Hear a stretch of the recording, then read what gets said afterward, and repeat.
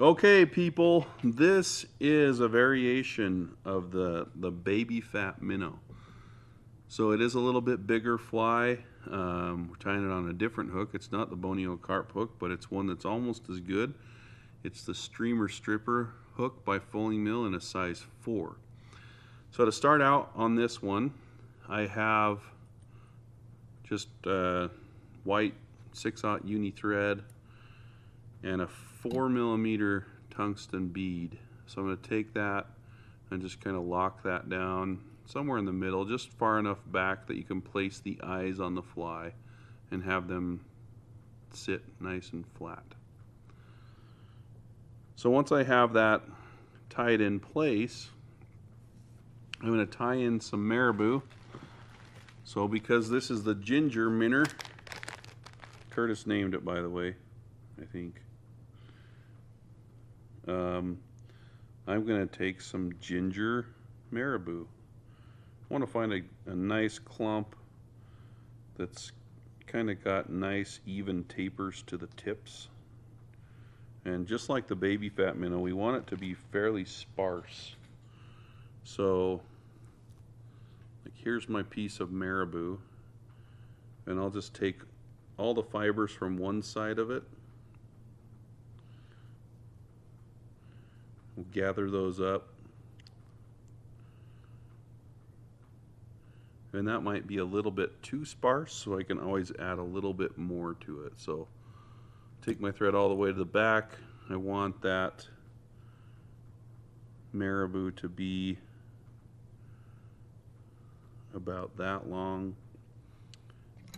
There's no real proportion here. Like if you're fishing bait fish that have a much longer profile, by all means tie longer tails. Not going to hurt my feelings. Alright, so I'm just going to tie in a little bit more of a clump here and just tie those in the back just like that. Alright, from here we're just going to take some UV tan ice dub. We're going to build up those little gills on the fly, or not gills, the little veins of the bait fish with this UV tan ice dub. So I'm going to pull it from the corner of the bag. This is a brand new bag because I forgot mine. Ooh, and they gave us a fairly long stringy bunch of it. So what I'm going to do here, before I tie that veil in, I forgot, when I'm tying this bigger fly, I kind of just build up a little bit of a body here, and I'll put the veil of dubbing right here, right in front of right behind the bead, and then I'll do another one right in front of the bead.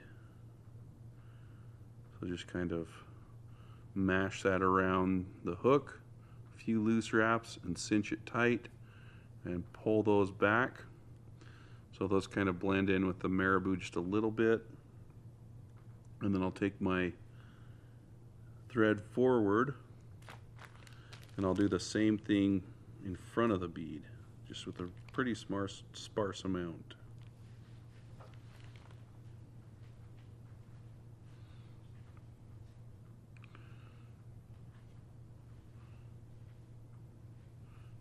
Alright, so it's a little bit more than I would use on the baby fat minnow. Once we have that all tied in, we can kind of brush that all out. Kind of sloppy looking right now until we finish it up, so don't worry about that. Okay, so we're ready to put the head on this fly, so I like to take my thread and move it all the way up to the eye. And I'm going to use Bruiser Blend Junior dubbing. And we'll take the butterbelly color and make that the top, and the pale lemon color and make that the bottom. So because it's a little bit bigger fly, we're going to use a little bit more than the baby fat minnow used. So we're just kind of evening this dubbing up, clumping it together, and then just kind of stroking it out so that it creates a little tapered piece like that. And with this, I'm going to tie in most of it going forward. That little back section of the bruiser blend should just barely cover up the bead and a little bit of the body. So I'm going to do that with the pale lemon, and if anything, make the bottom portion of your bruiser blend, whichever side's on the bottom, use a little bit less dub, and it will help keel your fly. It won't want to roll as much if you're having issues with your flies rolling on their side. So we'll do the same thing here.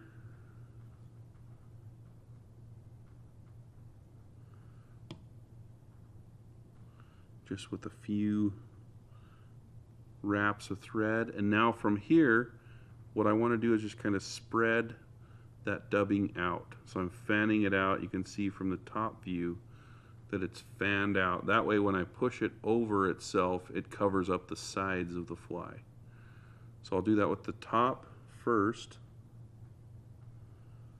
and tie that down with just two turns of thread. Fan out the bottom too, just like that. And now I'm going to take my thread up, pull the bottom under, and then wrap my thread over it. And from here, I am done tying things into the fly. And just a quick, really basic whip finish here. Okay, from here, I'm going to take just some tool, whether it's a comb or a little dubbing brush tool, and brush out the dubbing so that it all is laying nice, almost like we meant for it to create a minnowish looking head. If I have to, I can wiggle it like this on the sides to get it to cover up those sides more.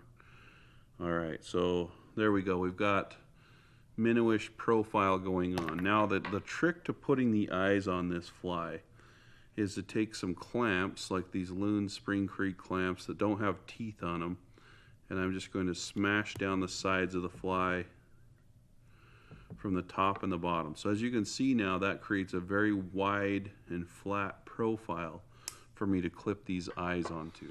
Okay, so once we're here, I'm going to color up the fly a little bit. I'm going to take like a tan marker and start coming in here on the top, coloring a little bit, and then brushing it back. So that kind of creates a little bit of depth. From there, I'm going to go with a little bit darker brown and blend that in as well. And then for good measure, you can come in here with a black marker and just make a really thin line down the top of it like that. And I'll blend that one in as well. So it kind of gives it a 3D look. And then for the bottom of the fly, goldenrod is usually my favorite color to make those gill cheeks. So there we have it. So we're properly colored up. And I'm going to use just some super pearl eyes on this. Okay, so I've modified my eye placement technique a little bit as well. I've got this cool super glue from Fulling Mill. It's rock solid. Just don't tip it over. Highly recommended that you don't tip it over. Like I did on Curtis's desk. Alright, so it's got a little brush tip. I'm going to add just a little dab on each side.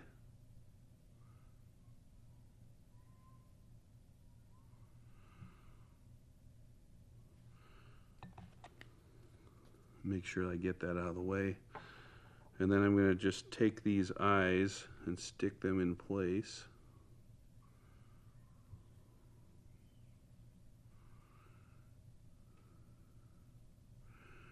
And mash those together just like that. And when you squeeze those into place, they'll just kind of, it kind of sets up pretty quickly. So from here, I'm going to take a little bit of Loon Flow and come in from the top and just let that soak up a little bit. And I'll cure that really fast.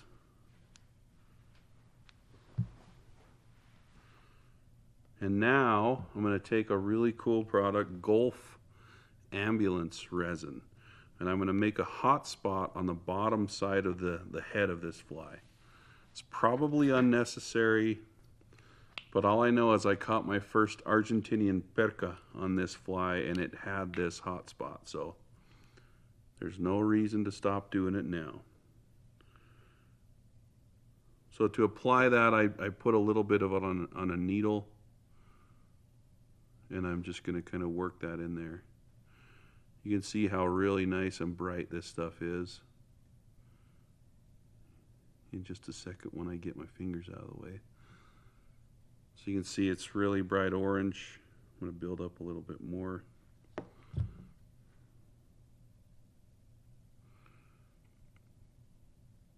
It's got a nice consistency to it. It's not too thick and it's not too thin.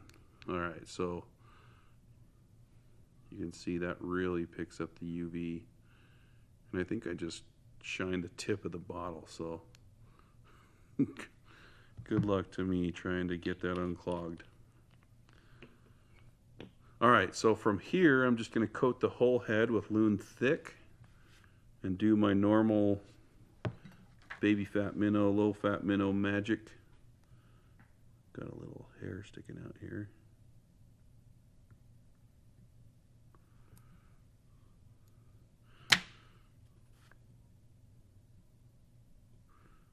So we'll coat the whole head and kind of create a ring around that.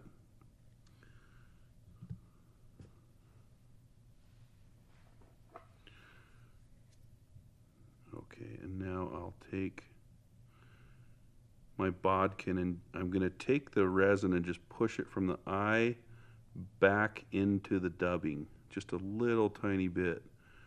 And what that does is it will lock that fly into the dubbing and really set it well. They're super durable. I've never had a head break or an eye fall off of these.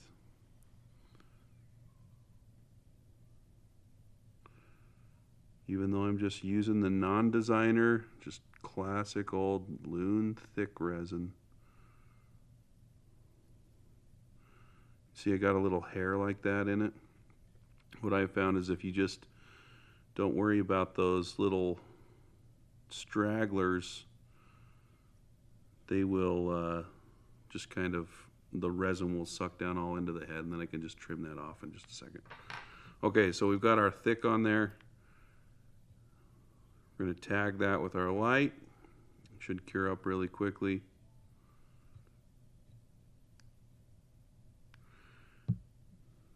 Let's get rid of that hanger.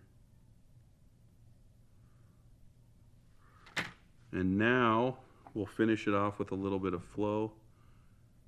I like that combo. It seems to be super durable. The fleck, or the thick actually has a little bit of flex to it. So the two together really make a durable head.